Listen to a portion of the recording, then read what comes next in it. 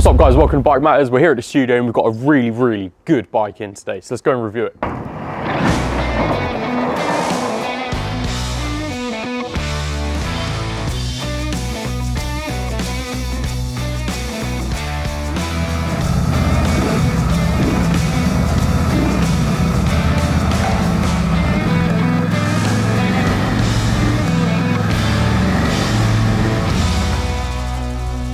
So this is the Royal Enfield Shotgun 650. We first saw it as the SG 650 as a bit of a concept bike at BikeMatters a few years ago. And here it is today in the flesh. And all I can say is this bike is fantastic. It's a budget cruiser, but I think budget is doing it a bit of an injustice. This one here that I'm sat on is £6,899 as a starting price. You can get one in black or cheap grey, and that's £6,699. But ultimately, this cruiser is budget, but so much better than budget. It really is underselling it if you just tell its story as a budget cruiser. This bike is fantastic, and I'm going to tell you all about it and why I really enjoy riding this from here. So let's go. So there's a real quick rundown of what this Shotgun 650 is. Now, it comes with the 650 parallel twin motor, which is a great motor to work with. It's 650cc, as you'll know from the Interceptor, the Continental GT, and the Super Meteor 650. Now this bike is quite heavily based on the Super Meteor 650. It's got the same frame, so steel spine frame, but then the rake on the front of the Shotgun is a little bit brought in. You've got an 18-inch front wheel, the rear tyre is 17 inches as well, and you also have mid-mounted foot pegs here as a more of a cruiser bobber style. That means that when you're on the twisties and on the general road, you feel like you've got a lot of control when you're carving up the roads, and the country roads especially, where this thing really comes alive. I will note as well, you see here there is just a single bobber seat, but as far as I can see, it does come with a pillion seat as standard, so don't think you're just going to buy this and have to buy an accessory seat. As far as I can tell, you get a seat here with the mounts down here where the suspension mounts in. So ultimately, this is a bobber, but it is a cruiser as well. And it just looks so nice. It's great to ride.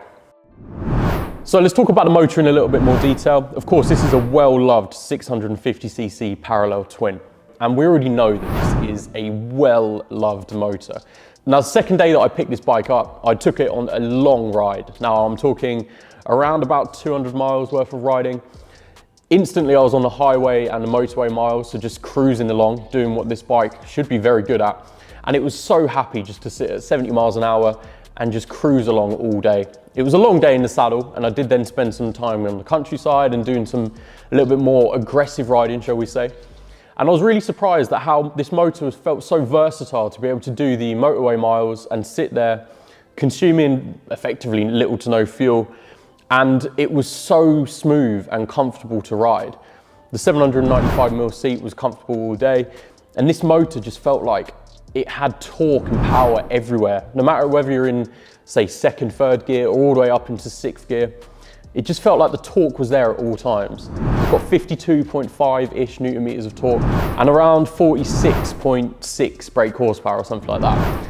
Now you would then think, that doesn't sound like a lot of power, but it feels like this motor just has instant torque, and it's so smooth in its delivery. It really is a joy to ride with this, and especially when you get onto the countryside where it feels so stable, and I feel like the frame and the engine put together, as well as the suspension, the wheels, just the whole arrangement, it really outshines the spec sheet. And it really impressed me when I was riding all day long. Got home and I had a massive smile on my face, even though the weather was pretty poor.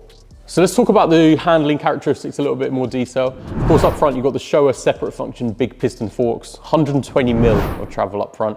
At the rear, you've got twin rear shocks, and they've got 90mm of travel. You can adjust the preload on those as well, but I found ultimately when you're riding on good roads that are paved well and there's no potholes or any lumps and bumps, very smooth and nice. When you get onto the countryside roads where it sometimes get a little bit, hit or miss on the road conditions, I did find that the suspension was quite firm and did rock me out of the seat a couple of times when it got particularly bad, but that's when we were really pushing on in the group ride that we had at that time. Ultimately, the suspension is good on good roads, and if you're, say, just cruising around town, no problems at all. This bike does weigh 240 kilograms wet, and that's quite a hefty number, but it doesn't really feel that heavy when you're riding it. Braking power, along with that weight, you've got a large front disc, a rear disc as well, and you've got twin calipers on both the front and the rear. You have dual channel ABS, and the braking power is pretty nice, pretty smooth. Of course, when you start putting the brakes on, especially when you're going into a corner and stuff like that, you do know you've got the right amount of braking performance there to just enjoy a gentle cruise. If you start pushing them on, you do start to feel a little bit like the brakes have to be pushed on firmly, but ultimately the braking power is absolutely fine, no complaints there whatsoever. And this bike is just really fun to ride. It all comes together in a beautiful package, and it feels like even on the group ride I was riding on that day, there was a mix of bikes there. There was Transalps, Africa Twins, there was a KTM SMT 990, and ultimately there was a lot of mixed bikes there where I thought this one was completely different, but I was able to keep up and if not, be right in the center of the action the entire time. And this motor and the handling just really shone in that group ride for me. And it was just incredible what this bike can do. Now, when the time comes and you need insurance for your motorcycle or scooter, make sure to get a quote directly with Lexham Insurance by clicking the link in the top right-hand corner. With over 22 years of experience and providing scooter and motorcycle insurance, there are several exclusive schemes that can be found at Lexham, and you could well find the right insurance policy for you. You can get a quote ready for when you pick up your new 2024 scooter, or give them a try when your insurance renewal comes up. Back on with the show. Moving up here to the dashboard really. So we've got the switch gear, you've got the LCD and analog display, and you've got a little navigation system called the Tripper. Before we get there, the switches and dials on this, classic dial style from Royal Enfield, which I really like using. Nice and easy, just twist them around and it does everything you want. And the build quality for the switch gear, as well as just the bike overall, is ultimately very, very good indeed. So moving up here to the dash, switch the bike on and you'll see the Royal Enfield Tripper navigation unit come up. It's built with Google, which is a really nice feature, and it pairs up to your smartphone. You connect it all together, it's all with Bluetooth. And once it's connected, it's nice and super simple to use. You go onto the navigation app and say, I want to go to Thetford, maybe see Motor Gym.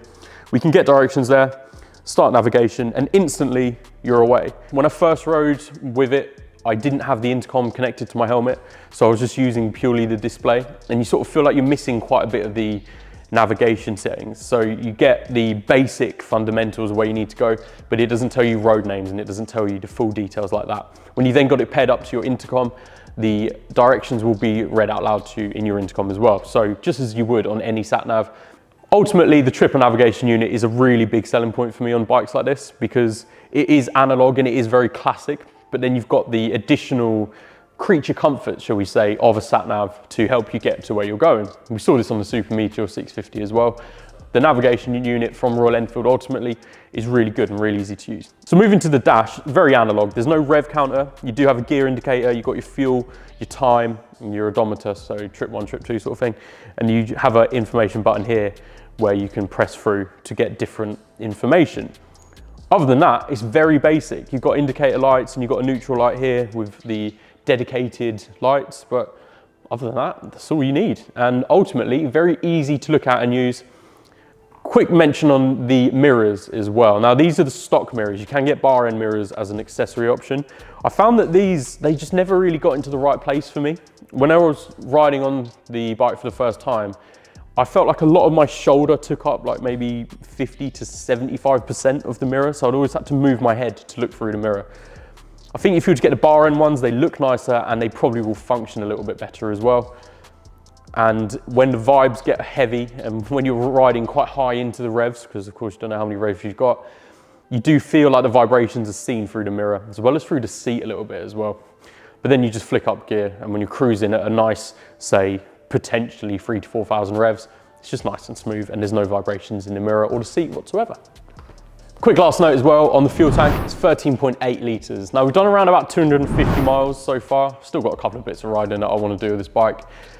But I found that you average around about 100 to 120 miles per fill up. Now, when I set off on this bike, it said it had a full tank, but I think it was a little bit less because it quickly went down a couple of bars after about 25 miles. So if you're riding pretty aggressively, of course, naturally, you're going to be looking at a lower figure, maybe around 100, 110 miles per tank. If you're riding conservatively and in high gears all the time, I'd say you can probably get more than 120. but I found that 120 is around about the sweet spot of how much you're going to be getting per tank with this bike, which is pretty good. So how about a little verdict? I mean, this has been the Shotgun 650 and I've really enjoyed riding this for the time that we've had with it. Ultimately, as I said before, this is a budget bike. It's at a good price, £6,699 as a sort of starting price. Ultimately, this bike is budget friendly and what you get for your money is fantastic. It rides really well, it cruises nicely, it looks really nice. And overall, with the package of the tripper system and just the general feel of this motorcycle, it doesn't feel like a budget bike. It feels like a premium bike at a good price and it rides so sweetly. Ultimately, this bike gets a big thumbs up from me. I could happily recommend this bike to anyone who likes a cruiser style. If you want to find out other bobbers and other cruisers, we also just ran a top 10 cruisers for 2024 list. And this was one of the bikes that I picked and I'm so happy that I did because it was so fun to ride. But check out the video to find out more about that. Let me know in the comments down below. Do you agree? Do you think this colorway is probably the worst one but the most expensive? Do you prefer it in the gray? And what would you do to customize it? Have you seen any nice custom ones that you want to show us? Let me know in the comments down below. Of course, like the video, subscribe to BikeMatters whilst you're there. So this has been the Royal Enfield Shotgun 650. Even though the review's done, I'm going to go out for another ride on this because I've enjoyed it so much. So, see you later.